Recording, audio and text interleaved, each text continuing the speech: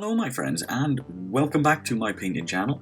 And I've made a few little changes to my painting channel, a few little things with a new logo and things like that, and I hope that you like the sort of 80s vibe that I've gone for, being an 80s child myself. I wanted to try and tie the channel into something that was a little bit more personal to myself. Don't worry though, the channel's not changing at all, so we're going to keep everything as strictly all about painting as possible. And without further ado, we're going to get straight into a painting video here. And in this video, we're going to be painting Brian Blake, also known as the Governor from The Walking Dead All Out War. Now, there's been a little bit of sad news for The Walking Dead lately, where The Walking Dead All Out War game is coming to an end. But that doesn't mean that we're going to stop doing and stop painting any of the models, because the models are fantastic and the gameplay is still brilliant. So if you've still got the game and you still want to paint some of the models, I'm still going to be painting some of the models. So you're going to be welcome to paint along with me as you go.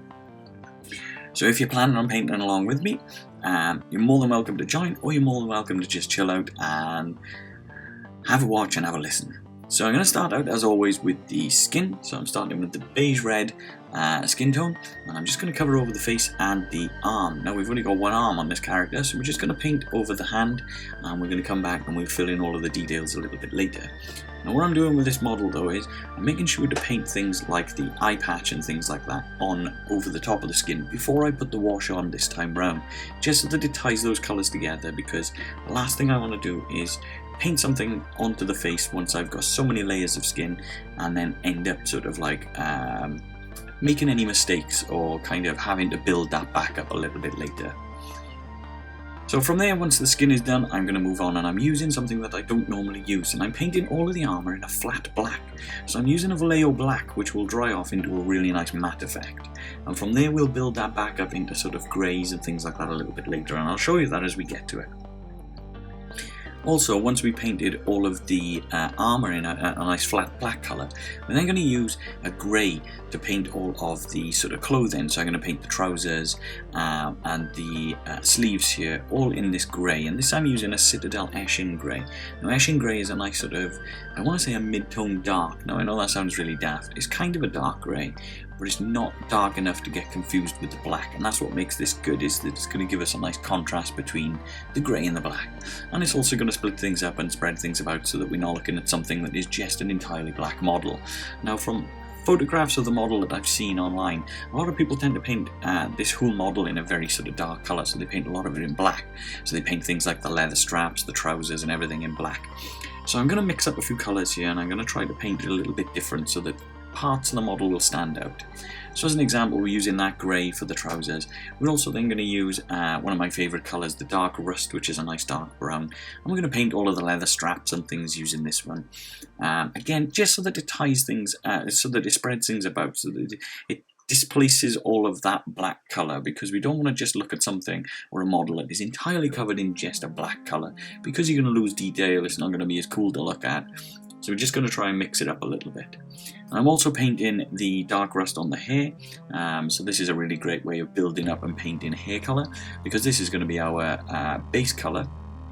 It'll give us a lot of choices and a lot of options as to what colours we can build up from here. So we can go into lighter greys or a nice mid-tone grey, and I'll show you sort of how we do that a little bit later.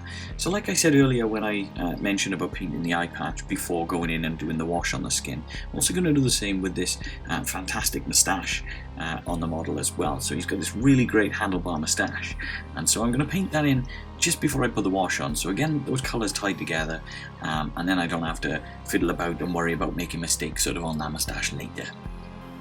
So just filling in the rest of the hair here. And as I say, if you wanted to paint along with me, some of the colours and things, some of the choices, it's all about just trying to break things up so that we're not looking at everything in just sort of like one monotone sort of colour. So as you can see, I'm painting all of the leather straps in this dark brown as well, because it's just giving a little bit more character and adding a little bit more depth and something a little bit more to look at, really. So once we painted all of that brown, and the brown is dried, we're going to move on to this sort of like box. Now I don't know if this is going to be like an ammo crate or just a box that he's found. The cool thing with these post-apocalyptic games is all of these boxes, they're all part of the scavenging. So for this one I'm painting in a military green, almost as if he's come across sort of like a military cache and there's some military grade weapons or anything in there. So he's just going to paint this one up in a nice dark green. And again, that's just kind of about, it's an earthy tone, but it's just just mixing up and giving the model a little bit more colour and something a little bit more to look at than just sort of greys and blacks and things like that. So I'm just painting a little bit of silver then using the gunmetal, which is very similar to a Citadel lead belcher. If you're a Citadel user, you can use that instead.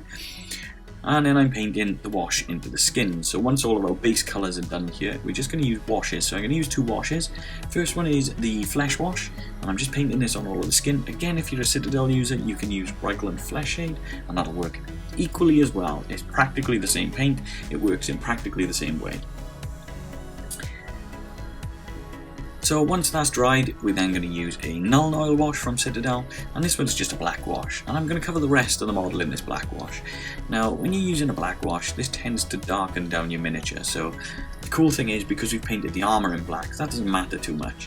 We're just going to tie that ashing grey down a little, and then that gives us a little bit of room to play about with building that colour back up and creating a bit more depth out of it. So we're just covering everything over apart from the skin using this Nuln Oil wash. So even the crate and everything like that, and it's going to tie all those colours and it's going to tie the model together. So just want to be careful around the skin, so just as you can see I'm just trying to make sure that I follow the hair around, but without going onto the face and things like that too much.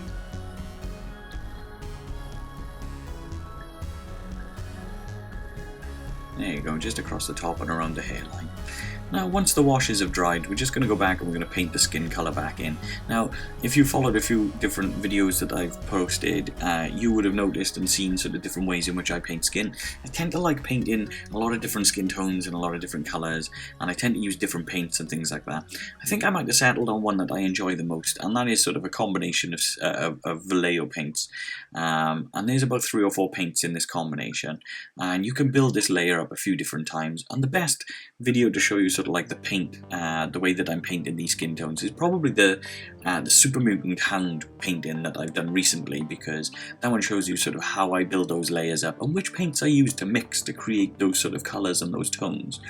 So what I'm doing is, now that the wash has dried, I'm just moving in and using that sort of beige red once more, and so I'm building this colour back up. So this is the base colour again, but this time we're trying to avoid where the wash has sat in the recesses, so you can see that just down the side of the cheek. So as he's pulling this sort of like snarling face, you can see just down the side of the cheek where, there you go, so I'm just painting just down the side of the cheek and just across the cheekbones there. You can see kind of where the highlights and things like that are going to end up. So what we're doing with this one now is we go into the beige red and we're mixing in a small amount of basic skin tone. Now for this one I use about a 50-50 mix, so half and half. And this one creates a really nice natural highlight to that beige red. So this creates another step up, and that creates a step up that allows the colours and the lights and the skin to work really, really nicely. And from there then we're also going to use the basic skin tone on its own, and this one then is going to create the most natural sort of next step again. So we've got the base colour, then a highlight, and then the top highlight on top again. So that's giving us the 3 colours that we need for the skin. And don't forget as well just to go around the hand and create like the knuckles and the fingers, just like so. And that's giving you the perfect sort of highlight then to those colours.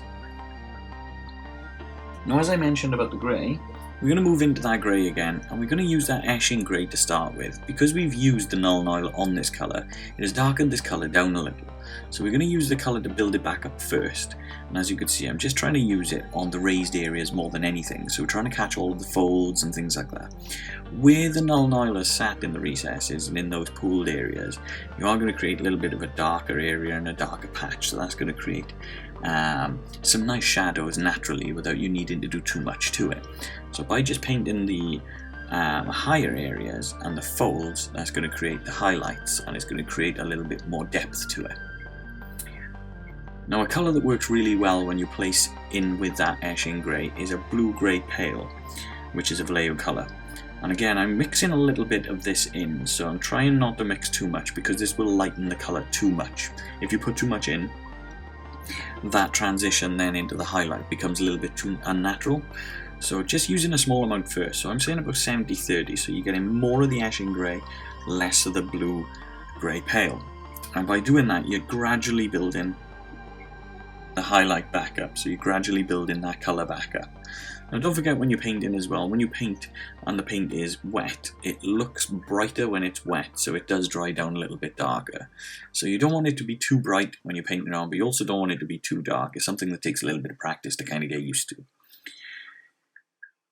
Now, the reason why we're going to do it this way is because it's giving a more natural transition. So using only 30% of that sort of blue-grey pale first means that you're getting a highlight, but it's not an over-the-top highlight, so it's not going to look too out of place.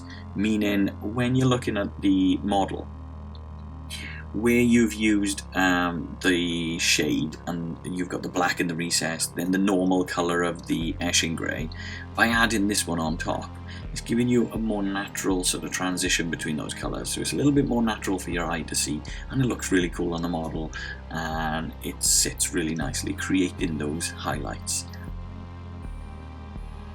As this dries down, you should have a really nice, even transition straight through the model.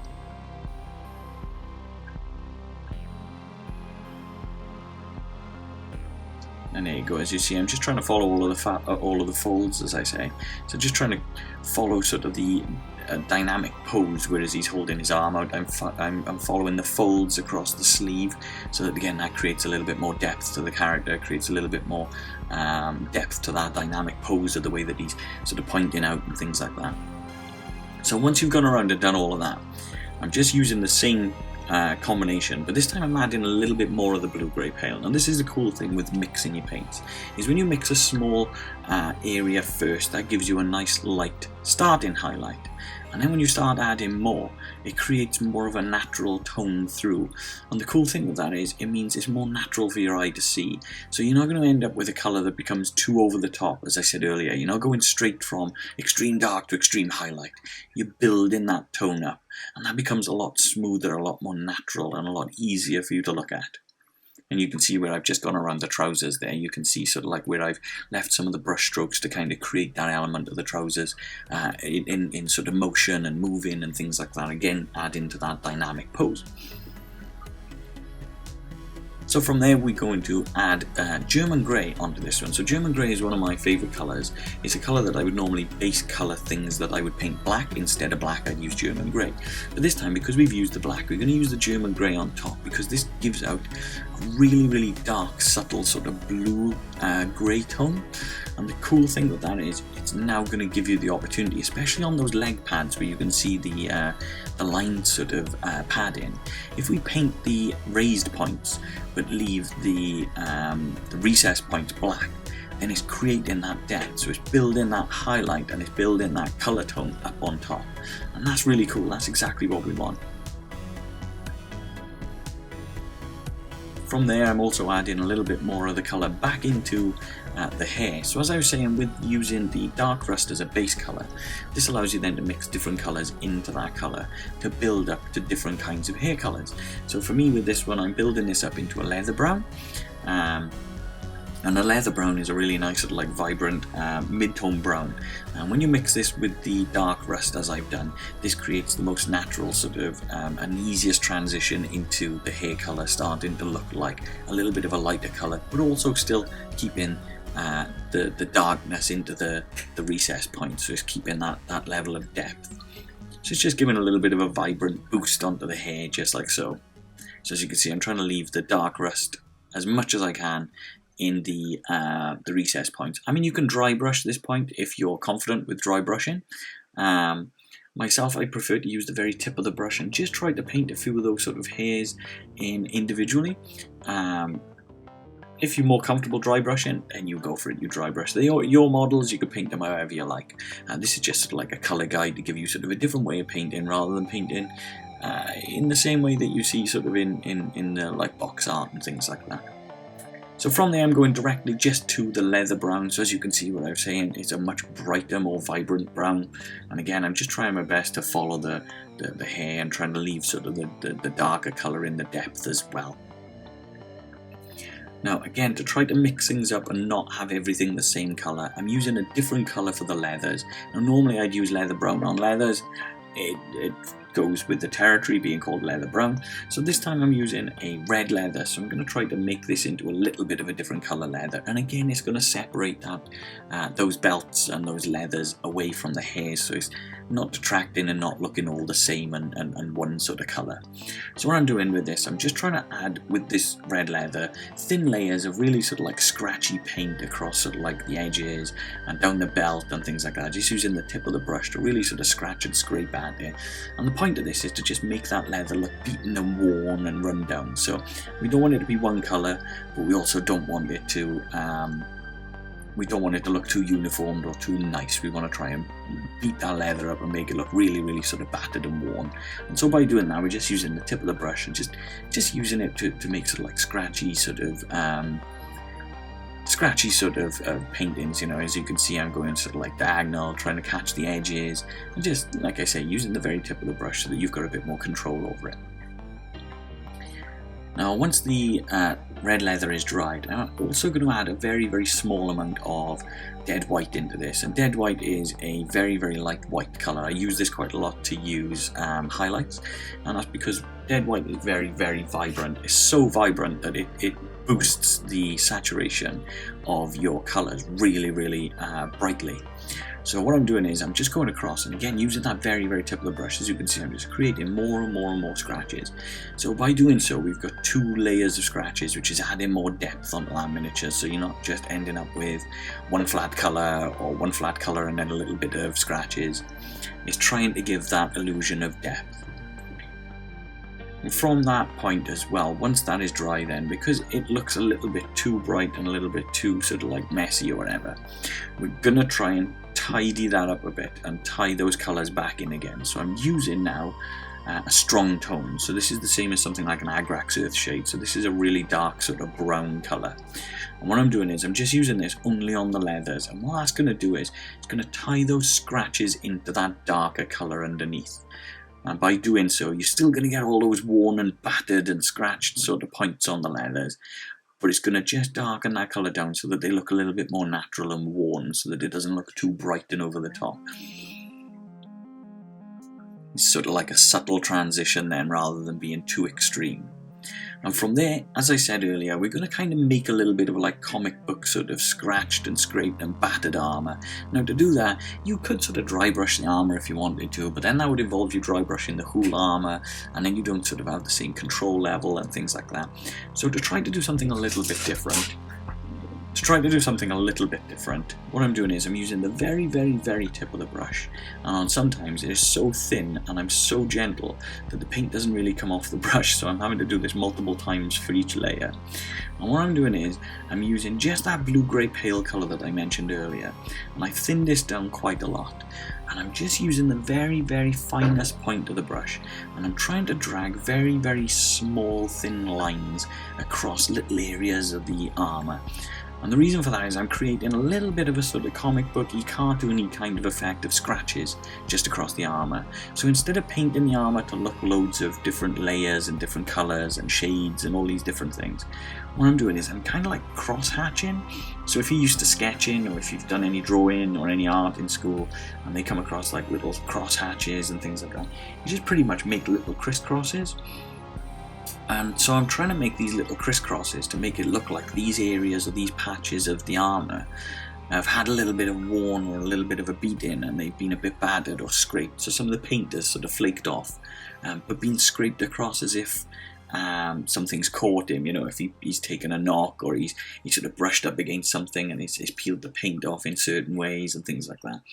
So trying to make it worn and look beaten and used, but sort of doing it in a really stylized way. And again, because I like to paint so many different things and paint in different styles and try to learn different things and try new techniques out, this I thought would be really cool to fit in with that comic book style of The Walking Dead. So less is kind of more with this as well. So something to bear in mind when you're doing this is, although it looks really cool, it's cool in small doses. This isn't something that I would cover the whole of the armour in. So what I'm doing is I'm just painting, as you can see, little bits that are coming across the sides, maybe from the bottom and the top, just across the side panels, across the knee and things like that. But I'm not going to cover the whole armour sort of like area. I'm just kind of catching little bits of the armour. And the reason for that is, like I say, less is more. And what I mean by that is, sometimes by going too over the top of these scratches, it might detract from the cool style that we're doing. So just using a few little scratches will create more of an effect and covering the whole thing in those scratches. So once that point is dry, just going to use a little bit of the silver to boost that colour back up on the belt buckle and the gun handle and things like that. And then we're just going to dry brush the crate that he's standing on. And for this one I'm using a medium olive. Medium olive is a fantastic colour to go over the top of military green. Military green is very dark, and then that medium olive just gives a really nice vibrant green boost. It is lovely. It's a really good tone and a really good colour to put on top. And then one of my favourite things to do to weather and wear things down is just use Citadel's Typhus Corrosion, just to put a little bit of sort of like dirt and rust and grime and things like that just across the box. And that's just to make it look old, make it look like it's been out in the weather, in the elements, and it's just the box has just been sort of ruined and wrecked over time. So once you're done, then you can base them however you want. I put a little bit of grass tufts on mine, and that is him, all done. You have to let me know what you think about the sort of scratches and scrapes and the comic book sort of style effect, and whether or not sort of the leathers look good on the greys as well, rather than leaving everything all in black. I hope you like the few subtle changes I've made to my channel, and as always, thank you so much for watching, and I will see you guys on the next video.